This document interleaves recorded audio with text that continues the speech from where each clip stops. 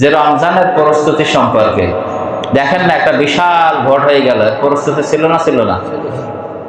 কি কম প্রস্তুতি ছিল? একটু অর্ধেক। যারা ভোটে দাঁড়াতো কর্মীরা ছিল, তারা রাত্রে খাওয়া দাওয়া বাদ দিয়ে মানে রাত জেগে সারা রাত জেগে এরকম ক্যাম্পাস করেছে, পারেনি? তাহলে তো বিরাট একটা আয়োজন ছিল প্রত্যেক দলের। তাহলে আজকে মাহে রমজান এক মাস, এটা কি নর্মাল মাস? হ্যাঁ, বান্দার আমল নামায় গুনাহকে একদম খালি করে দেবে, মানে একদম নিষ্পাপ বানাই দেবে। ভোটের সময় যে কষ্ট করতেছেন, যদি সরকার আসে, সে সরকার হয়তো তার দ্বারা আমরা জনগণ ভালো থাকবে, এই জন্য রাত দিন ভোট দিন টাকা পয়সা খরচ করে রাত জেগে বিভিন্ন কায়দা কৌশল করে আমরা কাজ করেছি, ঠিক কিনা? তাহলে রমজান মাস আপনার আমার হায়াতে যে আসতেছে, যে আগের থেকে প্রস্তুতি নেওয়ার দরকার আছে না? সেই প্রস্তুতিটা কি? আপনি মনে করেন আমার যে অভাব অনটন রয়েছে, আমি যে রোগের ভিতরে আছি, আমি যে বিপদের মধ্যে আছি, আমার যে রুজি রোজগার আয় বরকত নাই এর ভিতরে আছি, আমার গোনায় পরিপূর্ণ হয়ে গেছে, আল্লাহ তাআলা রমজান মাস দিয়েছেন, বান্দা তুমি এই রমজান মাসে রোজা রাখো, আমি যে রমজান মাসটা দিলাম তোমার আমলনামা ভারী করার জন্য আর আমলনামা থেকে গোনা খালি করার জন্য। জোরে কোন সুবহানাল্লাহ। আমলনামা ভারীটা কি? অন্য মাসে আপনি একটা কি নেক সওয়াবের কাজ করবেন, সেই সওয়াবের পুরস্কার আল্লাহ দেবে 10টা নাকি। আর রমজান মাসে যদি আপনি একটা ভালো কাজ করেন, তাহলে একটা ভালো কাজের বিনিময়ে 10 থেকে আল্লাহ বাড়িয়ে কত গুণ নিয়ে গেছে? 700 গুণ পর্যন্ত। তাহলে কি এটা আল্লাহর ওয়াদা কি মিথ্যা হয় নাকি? হয় না। তাহলে এই প্রস্তুতিটা আমাদের নেওয়ার দরকার আছে না? বিগত কয়েক জমায় বলতেছি যে কোরআন তেলাওয়াতের চাইতে, কোরআনের চাইতে, এই যেহেতু রমজান মাস দামি হয়েছে কোরআন নাজিল হওয়ার কারণে। কিসের কারণে? কোরআন নাজিল হওয়ার কারণে কিন্তু রমজান মাস দামি। আর কোরআন নাজিল হয়েছে কার পরে? হযরত মুহাম্মদ রাসূলুল্লাহ সাল্লাল্লাহু আলাইহি সাল্লামের পরে না কোরআন নাজিল হয়েছে। তাই এই নবী কি শ্রেষ্ঠ নবী না? আর কোরআন নাজিল হয়েছে কোন রাত্রিতে? লাইলাতুল কদরে। তাহলে লাইলাতুল কদর কি সব রজনীর চাইতে কি 1000 মাসের চাইতে শ্রেষ্ঠ লাইলাতুল কদর রজনী। তাহলে কিসের জন্য? এই কোরআনের জন্য। তাহলে কোরআন আপনার ভিতরে নেই, আমার ভিতরে নেই, রমজান মাস আসলে যে এত ব্যস্ত, এত কাজ মুখ টুমুক, মানে কোরআন তেলাওয়াতের সময় নেই, তারাবি পড়বার সময় নেই, আপনার বিভিন্ন সৎ কাজ করবে, এ সময় আর থাকে না।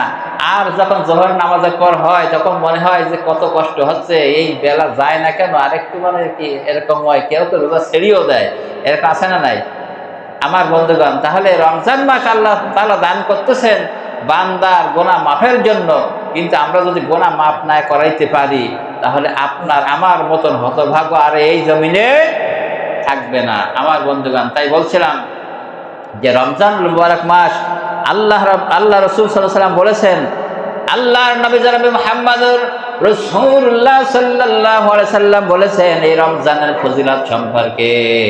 আল্লাহর নবী বলেছেন যে আল্লাহ তাআলা কিয়ামতের ময়দানে আল্লাহ রাব্বুল আলামিন কোরআনকে আর মাহে রমজান মুবারক মাস, এই যে রমজান মাসের এই দুইটা জিনিস আল্লাহ তাআলার কাছে বান্দার জন্য সুপারিশ করবে। জোরে কোন সুবহানাল্লাহ।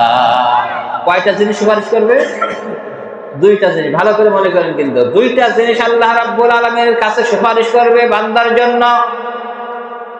যে ব্যক্তি রোজা রেখেছেন, রোজার হককে আদায় করে যে ব্যক্তি আল্লাহ তাআলা দেওয়া বিধি মোতাবেক রোজা পালন করেছে, সিয়াম পালন করেছে, এই রোজা আল্লাহ রাব্বুল আলামিনের কাছে এই রোজা তখন দরখাস্ত করবে, আল্লাহ তাআলা এই ব্যক্তি সমস্ত দিন কষ্ট করেছে, না খেয়ে না যে কষ্ট করেছে, আমার বন্ধুগণ আল্লাহ তাআলার কাছে এই যখন রোজা সুপারিশ করবে, আল্লাহ তাআলা এই ব্যক্তি অনেক কষ্ট করেছে, খাবার সামনে আসছিল, ভালো ভালো খাবার আসছিল, কিন্তু আপনি হুকুম করেছেন রোজাকে পূর্ণ করার জন্য, সাহারি থেকে নিয়ে সন্ধ্যা পর্যন্ত তোমরা রোজাকে পূর্ণ করো। ওই বান্দার সামনে যত পরোয়া আসছে না কেন, বিরানি রান্না আসুক না কেন, কিছুই খায় নাই, একমাত্র আপনার ভয়তে খায় নাই। অতএব আজকের এই বান্দার জন্য সুপারিশ করে আমি জান্নাতে নিয়ে যাব, আমার সুপারিশ আপনি মঞ্জুর করে নিয়ে নেন। জোরে কোন সুবহানাল্লাহ। আল্লাহ পাক যতক্ষণ পর্যন্ত, হাদিসের বর্ণনায় আল্লাহ পাক যতক্ষণ পর্যন্ত ওই রোজার সুপারিশ কবুল না করবেন, আমার বন্ধুগণ ততক্ষণ পর্যন্ত রোজা আল্লাহ তাআলার কাছে দরখাস্ত করতেই থাকবে। আল্লাহ তাআলা অবশেষে বলবেন, রোজা যেন তোমার হককে আদায় করে যখন বান্দা রোজা রেখেছে, অতএব তোমার সুপারিশকে আমি গ্রহণ করলাম, কবুল করলাম। যখন সুবহানাল্লাহ। তাহলে সে করবে রোজার জন্য। হ্যাঁ, আমরা রোজা রাখবো, রোজা রাখি, যে রোজা রাখার পরে অনেক মিথ্যা কথা বলি, অনেক ফাহিশা কাজ করি, অনেক গুনাহ কাজ করি, এই রোজায় কি কোনো ফায়দা হবে? আবার মনে করি আমি একদম পাক্কা সারাদিন না খেয়ে আছি, মনে করি আমি খুব বিশাল রোজাদার। আমার বন্ধুগণ, আমার ভাইরা, আল্লাহর নবী জনাব মুহাম্মদুর রাসূলুল্লাহ সাল্লাল্লাহু আলাইহি সাল্লাম বলেছেন, মাহে রমজানুল মুবারক মাসে ওই ব্যক্তি রোজা রেখেছে, রোজা রাখার পরে যে ব্যক্তি মিথ্যা কথা ছাড়তে পারলো না, গীবত করা ছাড়তে পারলো না, পরনিন্দা কথা ছাড়তে পারলো না, গুনাহের কাজ ছাড়তে পারলো না, ফাহিশা কাজ ছাড়তে পারলো না, আল্লাহর নবী বলেছেন ওই ব্যক্তি সকাল থেকে সন্ধ্যা পর্যন্ত উপবাস করে থাকলো, কিন্তু ওই রোজা দ্বারা ওই ব্যক্তি কোনো ফায়দা পাবে না। কে বলেছেন? আল্লাহর নবী বলেছেন যে ওই ব্যক্তির কোনো ফায়দা হবে না, না খেয়ে থাকা হবে, কিন্তু রোজা থাকলো রোজার যে সওয়াব সে কিছুই পাবে না।